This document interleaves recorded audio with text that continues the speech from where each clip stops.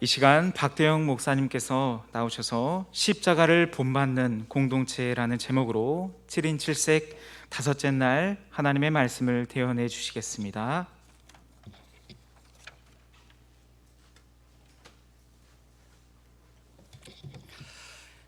안녕하십니까?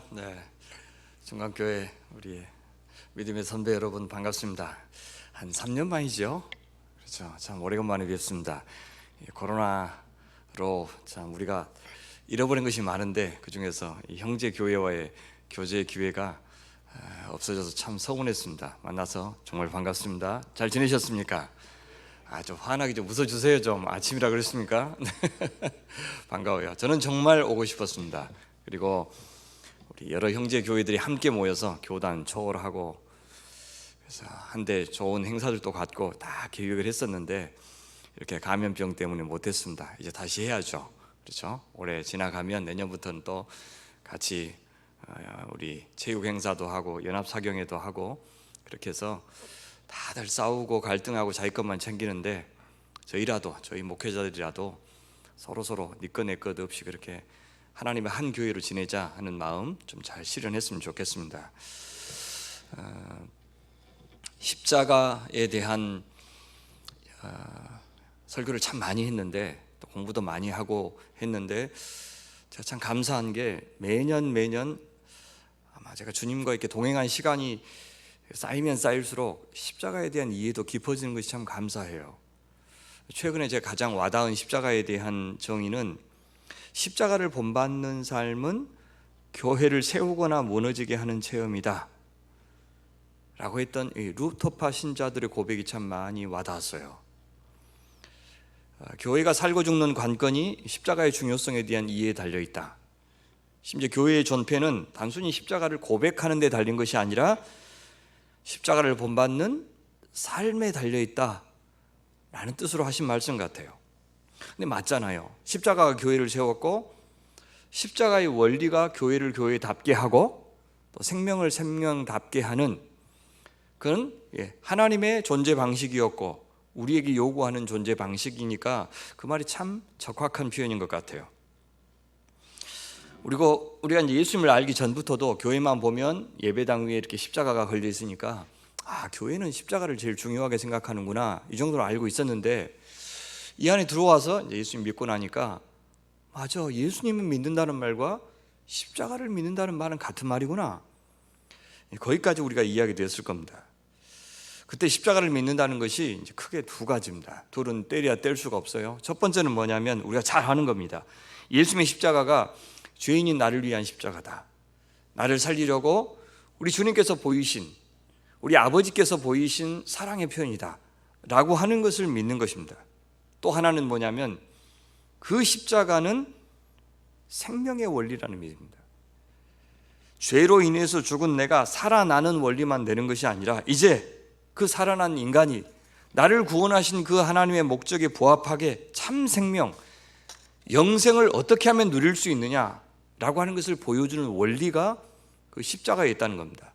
나를 살리는 십자가일 뿐만 아니라 내가 하나님의 백성으로 살아내게 하는 십자가, 이 두 가지를 우리에게 성경은 다 같이 요구하고 있습니다. 하나님께서 우리에게 하나님을 사랑하라 이웃을 사랑하라 말씀하신 것인데 그 말이 다름 아니라 십자가를 본받아 살라 라고 하는 말과 같다는 뜻입니다. 성경은 그래서 이 두 가지를 다 공평하게 강조하고 있어요. 예수님께서는 이 땅에 왜 오셨느냐 라고 하셨을 때 당신께서 스스로 정의하셨어요. 그것이 마가복음의 요절 구절인데요. 마가복음 10장 45절에 이렇게 말씀하셔요. 인자가 온 것은, 내가 온 것은 그 말이죠, 섬김을 받으려 함이 아니라 도리어 섬기려 왔는데, 그 섬기는 말이 무슨 말이냐? 자기 목숨을 많은 사람의 대속물로 주려고 왔다 그래요. 너희들도 섬겨라. 어떻게 해요? 내가 십자가로 죄인을 섬긴 것처럼 그렇게 말씀하신 거예요. 사도 바울께서도요, 하나님께서 우리에게 베푸신 사랑이 무엇이냐 이것을 말씀하실 때 우리가 아직 죄인 되었을 때, 감히 사랑받을 자격이 없을 때 말이죠, 그리스도께서 우리를 위하여 죽으심으로 하나님께서 우리에 대한 자기의 사랑을 확증하셨느니라 그렇게 얘기해요. 이 대속의 십자가, 인류의 대표로서 돌아가 주신 예수님의 십자가, 자, 우리가 얼마나 진심으로 고백하고 있습니까? 예배 때 드리는 우리의 거의 모든 찬미와 감사는 바로 이 십자가의 사랑과 은혜에 대한 것입니다. 하지만 십자가의 그 사랑에 대해서 주님께서 우리에게 기대하시는 반응이 단지 그 예배 때의 찬미나 감사의 고백이 전부가 아닙니다. 여기에만 그친다면 이 십자가는 그냥 예수님만의 십자가가 되겠죠. 예수님의 십자가는 당연히 우리를 위한 십자가지만 동시에 우리가 본받아야 되는 십자가라고 분명히 말씀하셔요. 그래서 예수께서 제자들에게 이렇게 당부하시죠. 당부가 아니라 사실상 명령입니다. 지켜도 되고 안 지켜도 되는 그런 정도의 그냥 조언이 아니라 이게 살고 죽는 것을 결정하는 명령으로 이렇게 하셔요. 누구든지 나를 따라오려거든, 겉으로 보면 제자 되려거든 이제 그 말인 것처럼 보이는데, 이 제자 된다는 말과 하나님 나라 백성이 된다는 말은 같은 겁니다. 하나님의 자녀에서 조금 더 훈련을 많이 하면 제자가 되는 것이 아니라 제자가 되지 않으면 하나님의 백성이 아니라고 이야기해요. 누구든지 나를 따라오려거든 자기를 부인하고 자기 십자가를 지고 나를 따를 것이니라. 누구든 예외 없이 그 말입니다. 그런데 십자가를 진다는 말이 무슨 말이냐? 그것은 나를 위해서 네가 좀 고생 좀 해라 그런 뜻이 아니고 네 목숨을 바치는 것이다라고까지 이야기하셔요. 내 목숨은 내게 가장 좋은 것이죠. 가장 중요한 것입니다. 나한테 가장 중요한 것과 예수님을, 복음을 바꾸는 것이 믿음이다, 그런 뜻입니다. 저 밭에 감추인 보화의 가치를 알아보고 내 가진 모든 것을 다 팔아서 저 밭을 사듯이 저 보화 때문에 그래도 수지 맞다고 생각하는 것이 믿음이라고 그랬죠. 그렇죠? 내 전부를 다 내어주고도 저 예수님 얻으면 그것이 수지 맞는 것이다, 그렇게 믿는 것이 진짜 믿음이다 라는 뜻으로 말씀하신 것이, 누구든지 자기 목숨을 구원하고자 하면 잃을 것이요 누구든지 나와 복음을 위하여 자기 목숨을 잃으면 구원하리라.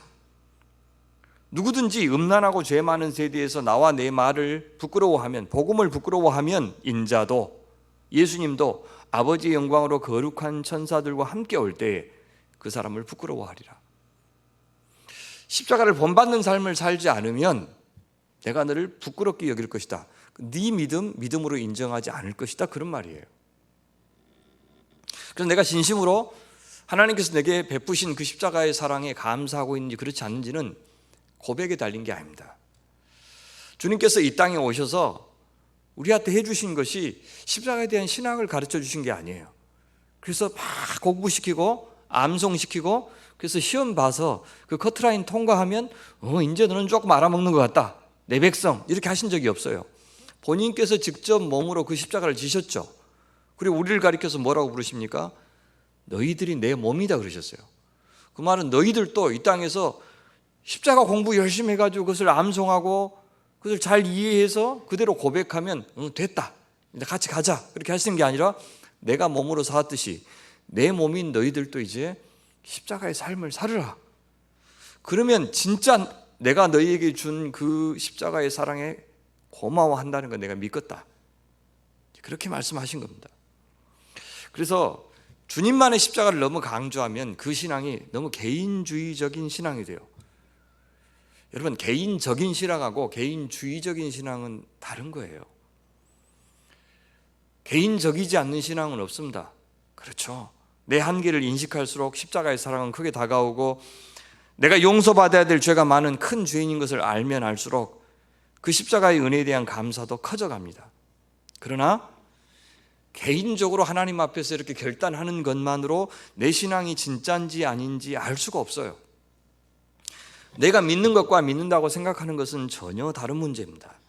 나를 용서해 주시고 나를 천국 가게 해주는 십자가만 강조한다면 우리가 이단이라고 간주하는 구원파의 주장과 아무 다를 바가 없습니다.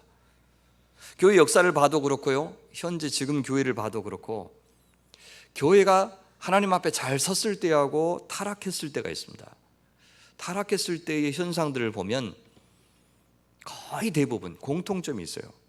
그것은 이 십자가에 대한 오해, 혹은 십자가를 강조하지 않고 우리가 주님을 따라 살아야 되는 것을 강조하지 않은 채 주님 덕 봐서 축복받고 번영하고 그것도 하늘의 신령한 복을 사모하는 것이 아니라 이 땅의 가시적이고 물질적인 축복을 하나님의 복과 동일시하는, 그래서 도대체 교회의 모습에서 십자가의 모습은 볼 수 없고 힘을 추구하고 성장만을 추구하고 건물을 중요하게 생각하고, 그 다음에 자기들의 신앙은 별로 생각하지 않고 이 목사의 신앙과 자기를 동일시하는, 그래서 대형교회에 속하는 것만으로 자기가 대형신앙인 것처럼 생각하는 그런 것들, 세상에서 잘 나가면 그것이 하나님 앞에 복 받는다, 그렇게 가르치는, 그게 십자가와 정반대입니다. 그건 무당종교예요. 무당종교. 그럴 때 신앙이 그렇게 사적이고 감정적인 차원으로 축소되면 여지없이 나타나는 것이 주일만의 신앙이 되고요, 예배당만의 신앙이 됩니다. 이 땅에서는 예수 믿고 영원 구원 받아 살다가 죽으면 천당 어디 장소로 이동하는 것이 구원이라고 그렇게 잘못 가르쳐요. 구원은 십자가를 지신 예수님을 내가 믿는다고 고백할 때 이미 다 결정됐고, 이 땅에서는 하나님 도움 받아서 성공하면서 살고 죽어서도 많은 상급 받는 것을 신앙의 목표로 삼는 것, 이것이 전형적인 복음의 왜곡입니다. 변질이에요. 세상은, 성경은 이런 복음 가르친 적이 없습니다. 여기서 나온 것이 건진법사도 천공수님도 돈만 벌게 해준다면 상관없다고 하는 샤머니즘적 기복주의가 나온 겁니다. 트럼프가 2번 선거했는데요, 미국의 트럼프가 현재 당선자보다 더 심나네요. 그 사람은 미국의 복음주의의 80%가 그 트럼프를 찍었습니다. 카톨릭의 60%가 찍었어요. 2번 다. 두 번째는 88%입니다. 모르겠어요. 이번에 당선자에게 교회가 얼마나 환호했는지는 잘 모르겠는데 저는 이상하게 보지는 않았어요. 왜냐하면 원래 교회가 그랬어요. 원래 무당 종교였어요. 지난주에 분당이 이름만 대면 알 수 있는 큰 교회 성도가 주변에 다 2번 찍은 사람들인데 자만 1번 찍어서 막 빨갱이라고 걱정하면서, 그래서 한 분 권사님하고는 굉장히 말이 통해서 이야기를 했대요. 이 후보가 어떤 문제가 있었는지. 그래서 주변에 법사들하고 스님들하고 둘러싸여서 그 맨날 점치면서 삽니다. 그래서 그 사람이 대통령 된다고 해주니까 그 의지를 많이 했습니다, 곁에. 그랬더니 그 권사님이 자기는 걱정할 줄 알았대. 아이고, 그런 사람이 대통령 됐어요 하면서 걱정할 줄 알았대. 몰랐다고. 근데 그 건진법사 대단하네요. 그 어디서 차렸어요? 강남 점집의 30% 손님이 예수 믿는 사람들입니다. 이해되시겠어요? 교회가 지금 무슨 짓을 하고 있는지.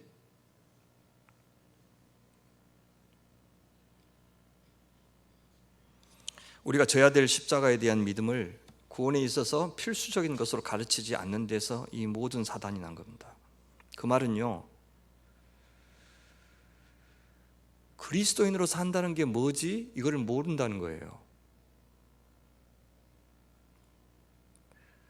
내가 예수님을 믿는 이유는 분명하죠. 천국 가고 싶은 거. 근데 하나님께서 우리를 구원하신 목적은 뭐예요? 내가 되고 싶은 것을 먼저 생각하면 안 되죠. 하나님께서는 그를 왜 자기 아들까지 죽여가면서 우리를 구원하셨냐고요. 목적이 뭐죠? 어떤 백성 보고 싶어서요. 그 사람이 되고 싶은 것이 신앙이죠. 내가 갖고 싶은 거, 하나님 덕 봐서 내가 갖고 싶은 것을 얻는 것이 신앙이 아니고, 그것이 샤머니즘이에요. 내가 치성 들여서 저 하늘 감동시켜서 내가 얻고 싶은 거 얻어내는 것, 마지막에는 영혼 구원, 그것이 신앙이 아니에요. 하나님께서 나를 구원하신 그 목적대로 내가 되고 싶은 것이 신앙이죠. 그것이 뭐냐고요. 십자가를 가르쳐 주지 않으면 그것이 뭔지도 모른 채로 교회만 들락날락 한다고요. 평생. 교회가 어떤 것인지를 안 가르쳐 준다는 뜻이에요. 선교적 공동체, 증인 공동체, 제사장 공동체로서의 교회의 존재 목적, 교회의 사명에 대해서는 외면하게 만들어요. 하나님께서 예수님의 십자가를 통해서 우리를 구원하신 것은 하나님의 백성인 우리와 잘 지내고 싶으셔서 그랬던 거예요. 그 하나님도 신경 안 쓰고 오직 그 하나님 이용하려고만 하고, 그 하나님의 뜻대로 순종하기보다도 내가 하나님 노릇하고, 내가 내 인생의 주도권을 쥐고, 내가 영광 받으려고 하고, 내가 기분 좋으려고 하고, 내가 다른 사람보다 더 잘 나가려고 하는 그런 사람들을 포기하지 않으시고 우리와 그래도 잘 지내고 싶으셔서 구원하신 거예요. 뿐만 아니라 하나님이 여전히 사랑하시는 다른 생명들과도, 사람뿐만 아니라 다른 생태계와도 잘 지내는 사람으로 창조하시고 싶어서 우리를 구원하신 겁니다. 그럼 어떻게 사는 것이 하나님한테 잘하는 것이고 다른 지체들한테 잘하는 것이고 결국 궁극적으로 그것이 나한테 잘하는 거예요. 내 것만 챙기고 나만 사랑하는 것이 나한테 도움이 되는 게 아니라 그건 자멸하는 거예요. 그래서 악인들은 심판하기 전에 자기가 자멸하는 거예요. 십자가대로 사는 것이 하나님 앞에 잘하는 거예요. 십자가대로 사랑하는 것이 다른 이웃들을 현상시키는 거예요. 이웃들의 존재감이 드러나는 것은 내가 내 자신을 부인할 때, 포기할 때, 내가 온전히 나로 존재하는 것은, 사랑받으면서 존재하는 것은 상대방이 자기를 부인해서 나를 사랑해 줄 때 사랑하는 거예요. 내가 내 힘 가지고 내 앞에 무릎 꿇어, 내 말 들어, 내가 돈 줄 테니까 시키는 대로 해 하면서 내 영향력을 내 힘으로 확대하는 것이 사랑받는 게 아니에요. 그건 그냥 잠깐 부러움의 대상일 뿐이지 내 존재는 그렇게 좋은 존재가 되는 게 아니라고요.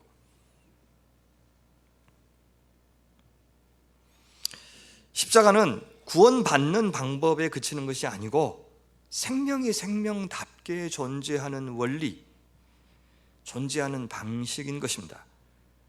그래서 예수 믿고 영생을 누린다고 할 때 그 영생을 누린다는 것은 가만히 있으면 생명이 주입돼 가지고 그 생명 가지고 내가 산다는 뜻이 아니고 비로소 저 십자가가 생명의 원리인 것을 깨닫고, 그래서 세상은 어리석다고 보죠. 가장 바보 같은 짓이라고 보는 그 십자가의 방식대로 살아가는 것이 손해처럼 보이고 실패처럼 보이지만 아니야, 그게 진짜 인간다운 거야 라고 하는 것을 깨닫는 것이 예수 믿는다는 말의 뜻이에요. 그럼 누가 그리스도인이겠습니까? 누가 참된 교회겠습니까? 그 십자가를 우리의 세계관을 형성하고 우리의 삶의 방식을 결정하는 척도로 삼는 사람들이 그리스도인이에요. 무엇이 선이고 악인지, 무엇이 정의이고 불의인지, 무엇이 사랑이고 사랑 아닌지를 십자가가 결정하게 하는 사람. 무엇이 하나님의 뜻이지? 어떻게 하는 것이 하나님 나라에 참여하는 결정이지?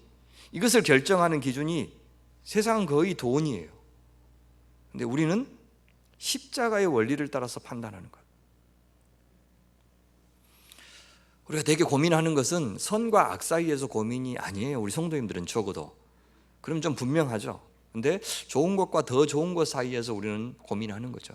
무엇이 하나님이 더 기뻐하실까죠? 교회가 참 어리석게 싸우는 게 뭐냐면 가만히 보면 이렇게도 되고 저렇게도 될 것 같은데 두 갖고 싸워요. 선과 악 사이에서 싸우는 것이 아니에요. 이 장로님의 주장과 저 장로님의 주장이 뭐 해도 괜찮은 주장이에요, 사실은. 근데 나중에 감정 싸움이에요. 제가 한 13개 교회를 수습을 했는데 그 과정에서 보면 그냥 맨정신으로 그냥 보면 다 이해될 만한 것들인데 나중에 감정에 골이 깊어요.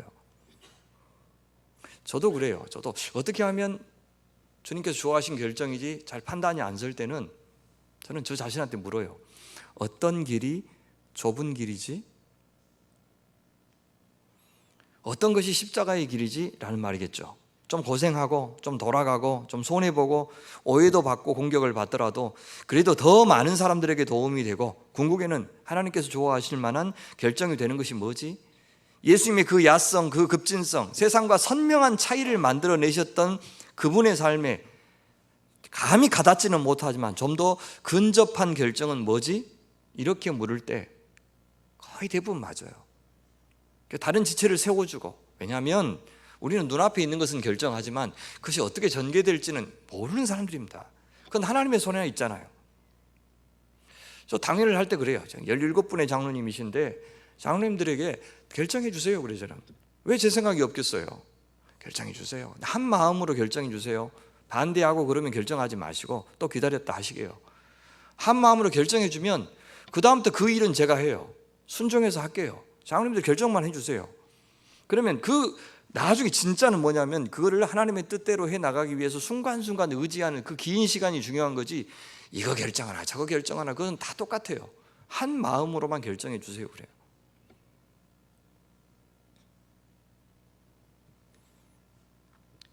십자가가 그렇게 우리의 세계관을 형성할 뿐만 아니라 거기 더 나아가서 우리의 욕망을 점검하고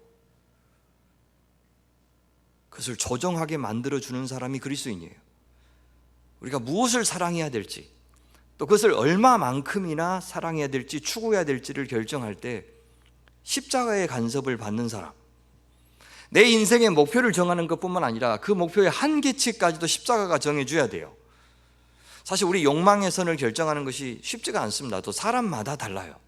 실제 있었던 일인데요, 어떤 분이 우리 실제 같은 교인이 십자가에 대한 제 설교를 듣고 나서 끝나고 나서 너무너무 감사하다고, 제 인생을 다시 돌아보게 됐다고 그러면서 제가 새로운 결심을 하게 됐어요. 그래요.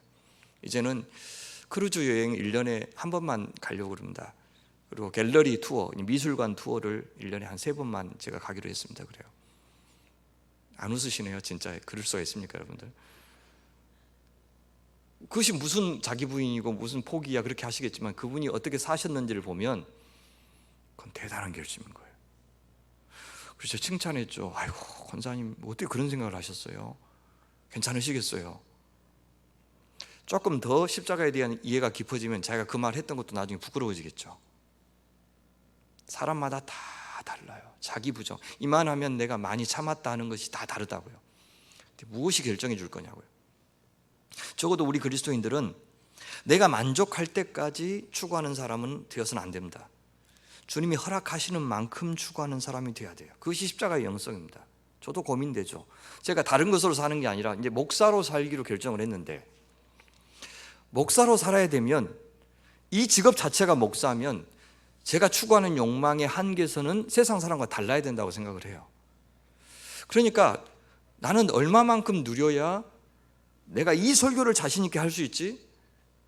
도대체 월급을 얼마나 받아야 되고, 차는 얼마를 타야 되고, 집은 어떻게 살아야 되고, 그래야 내가 담대하게 내가 함께 하고 있는 우리 성도들한테 부끄럽지가 않지? 그런데 그걸 누가 정해줄 수 있냐고요. 성경 어디를 보면 그게 나와 있죠.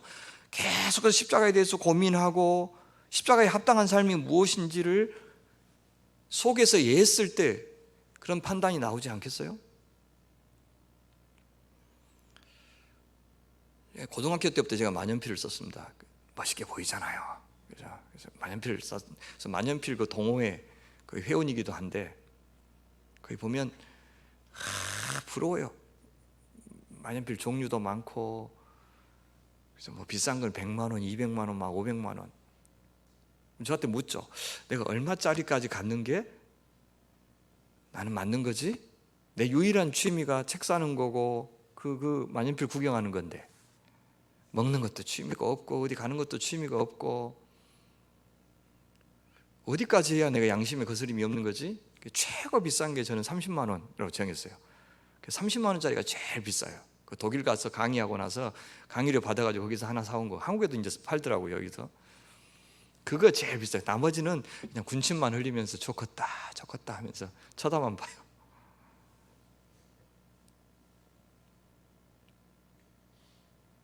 커피도 그래요. 예. 커피집 가서 커피 먹는 거 원두 사서 내가 갈아 먹으면 몇 잔 나오는데 그 생각하니까 잘 못 가요. 모르겠어요. 그런데 적어도 십자가의 영성이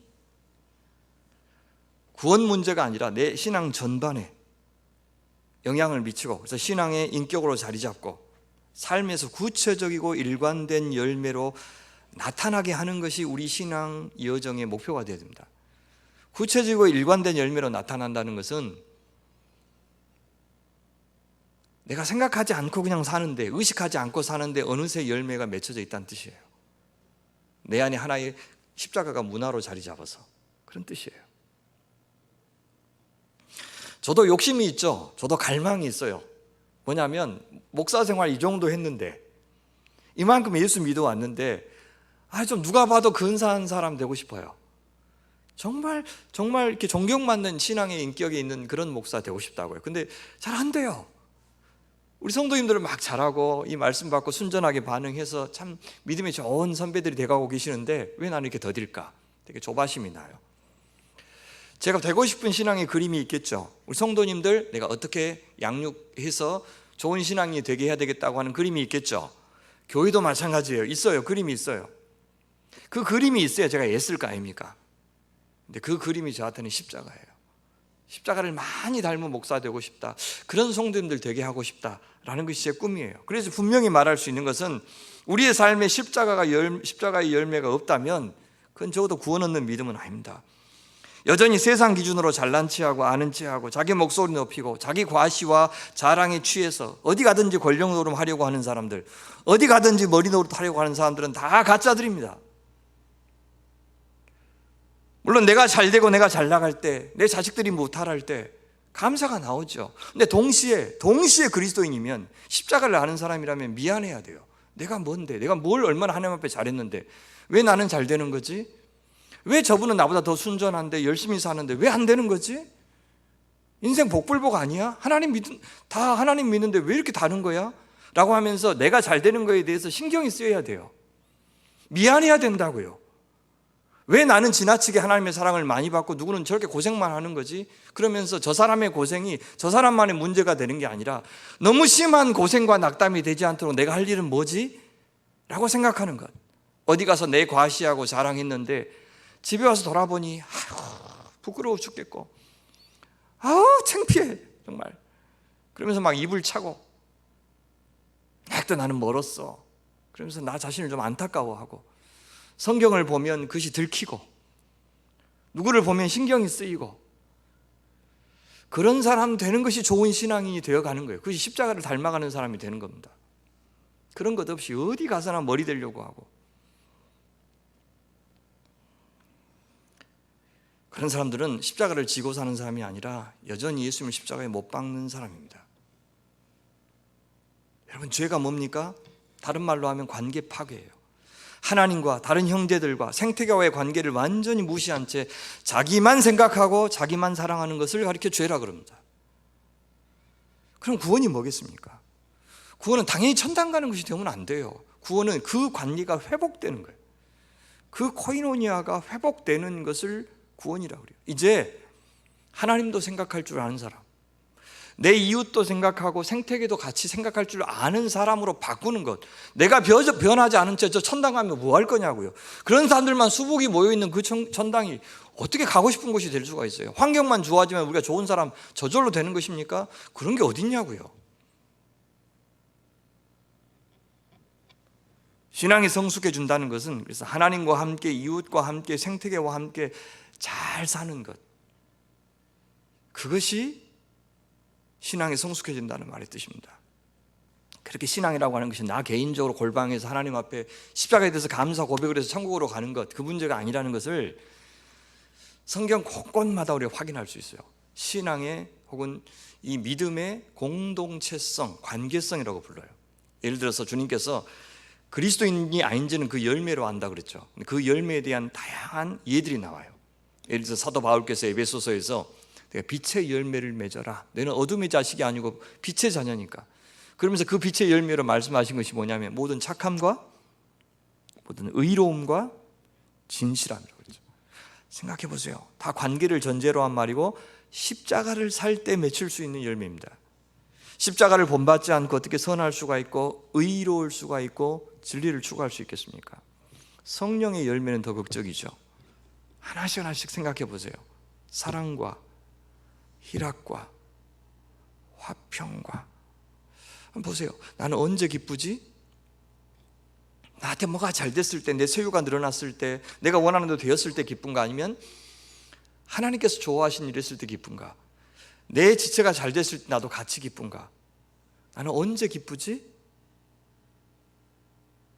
화평과, 나는 평화로운 관계를 맺고 있는가? 오래 참음과 자비와 양성과 충성과 온유와 절제, 하고 싶은 거 절제하면서 다른 사람 배려하고 앞서가라 그러고 그 사람 드러내주고 하는 신앙이 내가 몸에 뱄나? 그러면 성령의 사람이겠죠. 여러분, 바로 앞에 말씀하셨던 성령의 열매와 대조되는 그 육체의 열매에 대해서 들어보시면 그 십자가 없는 삶이 얼마나 비극적인지를 알 수 있어요. 그래서 십자가의 원수라고 불러요. 음행과 더러운 것과 호색과 우상숭배와 주술과 원수 맺는 것과 분쟁과 시기와 분냄과 당 짓는 것과 분열함과 이단과 투기와 술 취함과 방탕함과 또 그와 같은 것들이라. 빌립보서에서도 그렇게 말씀하셨어요. 너희는 마음에 이 마음을 품으라고 그리스도 예수의 마음이니 근본 하나님과 동등한 분이시지만 자기를 비워 종의 형체를 가지사 우리와 똑같이 되시고 나중에 십자가에 달려 돌아가신 그 예수님의 마음을 너희들도 본받으라 라고 말씀하시면서 그 예수님, 자기를 낮추셔서 우리와 같아지시고 아니 우리보다 더 낮아지셔서 십자가에 달리신 그분을 본받는 것이 아니라 교회 안에서 지도자 노릇하려고 하고 자기를 과시하려고 하는, 그래서 공동체를 어렵게 하는 사람들을 가리켜서 십자가의 원수다 그렇게 이야기해요. 가장 사실은 십자가의 삶을 잘 보여주는 것이 팔복 아니겠어요? 복이라고 하는 것 자체가 언약 관계가 회복된 상태를 가리켜요. 하나님 나라 백성이 되는 관계가 바로 팔복인 것입니다. 하나하나 보세요. 세상 어디를 가도 이런 것이 복되다고 합니까?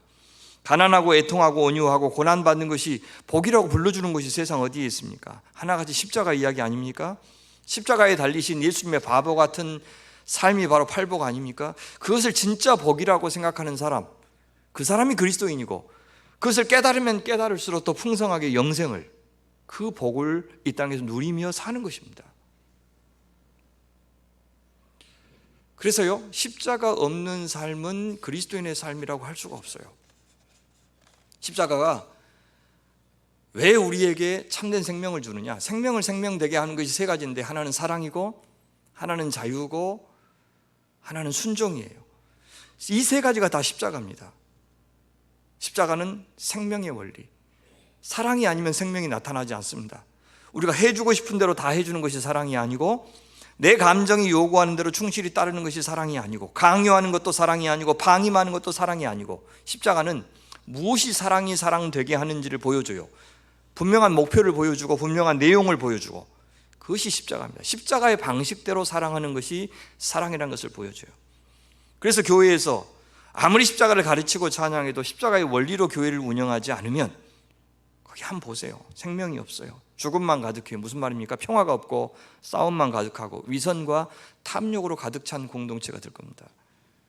십자가의 원리로 교회를 운영한다는 것, 목회자와 성도의 관계가, 성도와 성도의 관계가, 내가 다른 우리 부목사님과 어떤 관계를 맺어야 십자가의 원리지, 장로님들 사이에서는 어떤 관계를 맺어야 그것이 십자가의 원리지, 그것을 고민하는 교회가 주님의 몸된 교회, 십자가를 지셨던 그 몸된 교회가 된다는 뜻입니다. 이 교회가 사랑의 공동체인지 아닌지를 판가름하는 시금석이 있습니다. 이 교회 안에서 누구의 권위가 가장 높아요? 누가 가장 선망의 대상이 되고 부러움의 대상이 됩니까? 누가 가장 되고 싶어하는 사람이에요? 누구의 목소리가 가장 크죠? 정말 십자가의 원리대로 가장 나중된 자가 가장 먼저 됩니까? 제일 겸손하고 제일 보이지 않게 섬기고 사랑하고 순종하고 자기를 낮추고, 그런 분이 교인들은 다 알잖아요. 그래서 그분이 한 말씀 하시면 정말 권위 있게 듣고 나도 저런 신앙 되고 싶다라고 부러움을 사는 그런 교회라면 십자가의 교회죠. 반대로 세상의 권력이 교회 안에 들어와서 세상에서 잘 나가던 사람이 교회 안에서도 목소리가 큰 교회들도 있어요. 그런 것은 십자가의 공동체가 아닐 수 있어요. 십자가는 우리를 자유롭게 해줍니다. 역설이죠. 왜냐하면 십자가라는 것 자체가 사실은 가장 부자연스러운 거예요. 나무에 달려 죽는 일, 모든 자유가 거세되는 일, 가장 철저한 패배고 수치고 모욕이 되는 사건. 그래서 베드로도 속수무책으로 체포되려고 하는, 이 자유가 묶인 채 이제 끌려가려고 하는 예수님을 살리려고 칼을 들지 않았어요? 그를 자유롭게 해주려고. 근데 예수님께서는 고맙다, 아이고 너 때문에 내가 이제 자유로워졌다, 그렇게 하시는 것이 아니고 칼로 흥한 자는 칼로 망하니까 그 칼 집어넣어라, 그렇게 얘기하는 거예요. 세상은 칼들의 경연장 아니에요? 누가 더 잘 드는 칼을 가지고 누가 더 많이 베느냐. 이 권력자도 지금 칼잡이 아니었어요? 그래서 자기 원하지 않는 사람들은 다 쳐내는, 그 수완이 좋은 사람, 그것을 돈을 갖고 하든지 권력을 갖고 하든지 그 경연장이에요. 왜 자녀들 그렇게 공부 많이 시키려고 그래요? 유명한 칼잡이 만들려고. 그래서 감히 무시하지 못하는 그런 사람 만들려고 교육시키는 것이 세상이에요. 그리스도인들도 똑같이 닮아가니까 교회가 힘이 없어지는 겁니다. 어떻게 칼로 평화를 만들고 칼로 자유를 만듭니까? 아니에요. 자기를 내어주는 자발적인 사랑, 자기 자유를 포기하는 그 십자가의 사랑만이 상대방을 자유롭게 하고 나도 자유로운 길입니다. 그래서요, 십자가가 사라지는 순간, 무슨 말입니까? 내가 돈을 써서 남을 마음대로 부리고 가고 싶은데 마음대로 어디든 갈 수 있는 것이 성경이 말하는 자유가 아닙니다. 십자가가 사라지면, 사랑이 사라지면, 겸손이 사라지면 생명도 사라집니다. 그건 사한 것이 아닙니다. 인간성을 잃어버려요. 그래서 권력의 자리에 늘 앉아있는 사람, 특권을 당연하게 여기는 사람, 모든 영적인 가치들, 정신적인 가치들을 물성화시켜버리는 인간들, 상대방을 배려할 줄 모르고 부끄러워할 줄도 모르는 인간들, 그 사람들은 더 존엄이 없는 사람들이에요. 인간 같지 않는 인간으로 전락한 사람들이에요. 돈을 위해서, 권력을 위해서 금수보다도 못한 짓을 하고 하나님 욕보이면서도 하나님 두려워할 줄 모르는 그런 사람들은 살아도 산 것이 아니에요. 십자가가 없는 인간들은 그는 그리스도인이라고 할 수가 없는 겁니다. 우리가 세상을 거슬러서 하나님의 백성으로 산다는 것은 바로 십자가를 조롱하고 힘으로 돈으로 자기 자유를 확대하려고 하는 저 제국의 방식을 거절한다는 뜻입니다. 내 자유를 양도하고 내 힘과 권력을, 돈과 시간을 타인을 위해서 사용하고 생명을 살리는 데 사용하고 사람이 사람답게 존재하게 하는 데 사용하는 것이, 그것이 하나님의 질서고 그것이 교회가 존재하는 목적인 겁니다. 자, 여러분, 왜 십자가가 우리에게 생명을 주는 하나님의 공동체를 이루는 유일한 영성입니까? 십자가는 생명의 원천 되시는 예수님과 그분의 말씀에 대한 순종의 표현이기 때문입니다. 예수님을 믿는다는 것은 1차적으로 예수께서 나를 위해서 내가 원하는 거 다 해주실 것을 믿는다는 뜻이 아니에요. 그렇게 할 만한 지혜와 능력을 갖고 계신 분이라고 믿는 것이 아닙니다. 예수 믿는다는 것은 나를 향한 그분의 사랑을 믿는 겁니다. 그분의 사랑의 방식을 믿는 거예요. 때로는 그분이 나한테 잘해준다고 그랬는데 나한테는 참 힘든 게 있어요. 자기를 부인하고 나를 따르라고 하는 그 명령이 누구한테 쉽겠어요? 근데 그것이 사랑이래요. 나한테 고난 주시는 것이 당신의 사랑이래요. 그것까지 믿는 것이 십자가를 믿는 겁니다. 그분의 말씀을 따라 살 때 사랑을 맛볼 수 있고 자유를 맛볼 수 있고 참된 생명의 관계를 맛볼 수 있고 거기에 진짜 평화와 기쁨이 있다는 것을 믿는 것이, 그것이 예수님을 믿는다는 말의 뜻이에요. 그 말씀이 내 마음에 들든지 안 들든지, 따르기 쉽든지 어렵든지 그 말씀이 옳다고 믿고 그렇게 사는 것을 인생의 목표로 삼을 때 내가 예수 믿는다는 뜻이에요. 왜냐하면 예수님은 우리의 왕이시지 조언자가 아닙니다. 예수께서 하신 말씀은 명령이지 컨설팅이 아니에요. 죽고 사는 것을 결정하는 말씀이라고요. 들어도 되고 안 들어도 되는 그런 말씀이 아닙니다. 예수님의 십자가가 하나님 아버지께 대한 순종이었듯이, 그래서 그분이 생명을 얻어 부활하셨듯이 우리도 마찬가지로 그 말씀이 나를 살게 하는 말씀인 것을 믿고 순종할 때 우리에게도 생명이 되는 것입니다. 그래서 여기 이 땅에서 하나님 앞에 순종하여 그 영생을 누리지 못하는 사람들이 영원한 나라에 가서 영원히 생명 누릴 것이라고 기대해서는 안 됩니다. 그 사람들도 말로는 천국을 소망한다고 할 거예요. 근데 그 말은 이 죽음으로 끝나지 않고 영원히 살고 싶다라는 말이지 하나님을 사랑한다는 말은 아니에요. 주님께서 구원하려고 하는 사람은 천국 가고 싶은 사람을 구원하는 게 아니에요. 하나님을 사랑하고 예수님을 사랑하는 사람을 구원하는 거예요. 자기 아들까지 죽여서 구원하고 싶은 사람은 나 죽음이 두려워가지고 지옥 가기 싫으니까 나 천국 보내주십시오, 나 당신 붙잡고 갈 테니까, 그런 사람 아니에요. 주님 사랑하고 예수님 사랑하고 이 땅에서 내가 돈과 권력으로 사는만 누리는 그런 사람 아니고, 내가 그것이 전부인 줄 알았는데 세상에 주님 믿고 사는 것, 십자가의 방식으로 사는 게 진짜 좋은 건지 인지 알았다고. 그것이 참된 생명이고 참된 기쁨이고 참된 평화라는 것을 예수님 믿고 알았다고. 내가 죽어도 그것을 누릴 수 있는 나라가 있다니, 그렇게 해주신 그 주님이 거기 계시다니, 나 그러니 천국 가고 싶다. 그렇게 말하는 사람만 하나님의 백성인 겁니다. 그러니까 이 땅에서 그런 거 못 누린 채로 평생 예수님 덕봐서 이 땅에서 잘 되려고 하고 내 자식들까지 잘 되게 만들려고 하는 그런 마음 가지고 사는 사람은 한 번도 제대로 예수님 믿어본 적이 없는 사람이에요, 사실은. 그래서 교회 바깥에 전도할 사람이 많은 게 아니라 사실 교회 안에 많아요.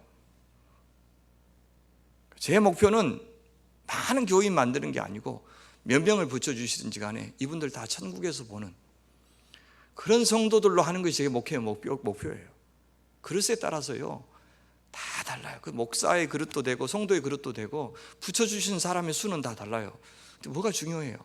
한 사람도 예외 없이 다 복음 받아서 이 땅에서 천국 누리고 저 천국에서 영원토록 생명 누리는 그런 사람 되는 거예요. 그런 마음 없으면 예수 믿는 것은 그냥 보험 드는 것 정도에 불과합니다. 저는 이번 대선에서 누구를 찍었는지가 신앙과 신앙 아닌 것을 가른다고는 생각하지 않아요. 다만 무엇을 기대하면서 찍었는지, 그것이 얼마나 이타적인 투표였는지는 돌아봐야 돼요.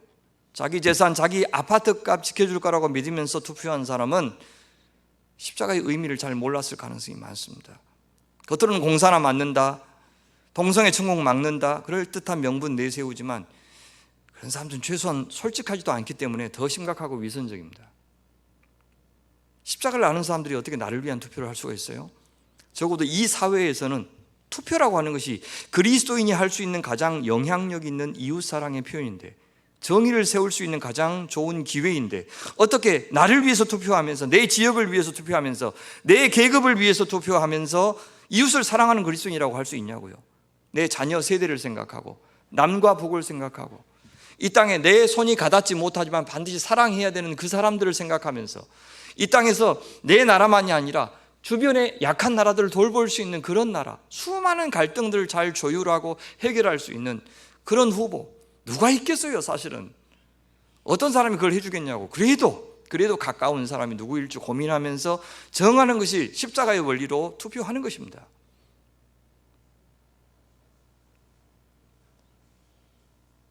지금 이 사람이 대통령 당선자가 되고 그 부인이 영부인이 된 것이가 속상한 게 아니에요. 어떻게 하든 대통령이 되고 무슨 짓을 해도 그 부인이 될 수 있고 무엇을 더 하든 득세, 권력을 얻을 수 있는 세상이 된 것이 슬픈 겁니다. 그렇게 많은 잘못을 하고도 사면된 전직 대통령과 그를 잡아넣은 검사가 대통령이 되어서 희죽희죽 웃고 있는 사진을 왜 봐야 되냐고요. 그러면 우리 자식들에게 정의롭고 공의롭게 살라고 어떻게 이야기할 수 있냐고요. 왜 이 땅에 고통받는 자들이 그동안 예수님을 그렇게 많이 믿었습니까? 찾아와서 세상 어디에도 자기를 상대해 주지 않았는데, 자기 편이 되어주지 않았는데, 세상에 하나님이 인간이 되어서 죄인인 우리에게 자기 전부를 다 내어주어서 구원해 주셨다, 사랑해 주셨다, 그들의 편이 되어주셨다 라고 하는 말을 들었기 때문입니다. 그러니 여전히 이 세상에게 교회가 복음을 선포하려면 그 예수님처럼 부자들의 편이 되지 말고 권력자들의 편이 되지 말고 그렇게 세상에게 소외된 자들의 이웃이 되어주고 그들의 아픔을 긍휼해주고 공감해주고 그들의 편이 되어줄 때 비로소 우리가 전하는 복음이라는 것을 그들이 믿을 겁니다. 정교한 복잡한 세련된 그런 신학이 아니라 그렇게 살아내는, 예쓰는 우리 개인의 일상. 교회가 전도하지 않았다는 말이 아니고 선교하지 않았다는 말이 아니고 구제하지 않았다는 말이 아니에요. 근데 그건 교회가 한 거예요. 그렇게 잘할수록요 그것이 함정입니다. 왜냐하면 그렇게 교회 몇 푼 내가지고 교회를 통해서 많은 일을 하면 내가 내 일상 속에서 십자가를 지고 살지 않아도 되는 면죄부가 돼요. 마음의 부담이 없어져요. 교회가 클수록. 그래서 교회가 일을 많이 하면 많이 할수록 묻어가요. 나는 저렇게 대단한 이웃사랑을 실천하는 교회의 일원이다. 강남 교회들이 그렇게 많이 하는 거예요.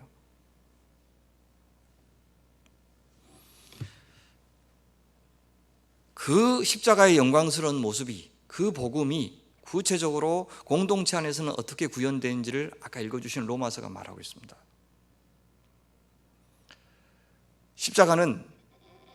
십자가의 복음에 합당한 삶은 뭐냐? 이 세대를 본받지 않고 오직 마음을 새롭게 함으로 변화를 받아 하나님의 선하시고 기뻐하시고 온전하신 뜻을 분별하는 것. 그래서 하나님이 기뻐하시는 거룩한 산제물로 우리 자신을 하나님 앞에 드리는 것, 이것이 복음에 합당한 삶이라고 이야기해요. 공동체 안에서는 그것이 첫 번째 어떻게 구현됩니까? 1절 보시면 믿음이 강한 우리는 믿음이 약한 사람들의 약점을 담당해 주는 거죠. 그것은 뭐냐?